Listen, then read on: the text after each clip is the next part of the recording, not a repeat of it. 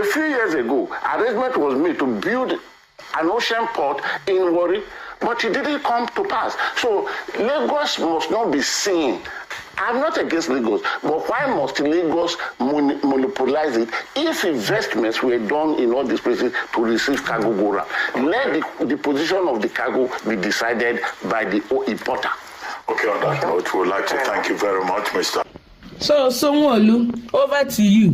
Why must Lagos monopolize everything? That is a question now that Nigerians are asking.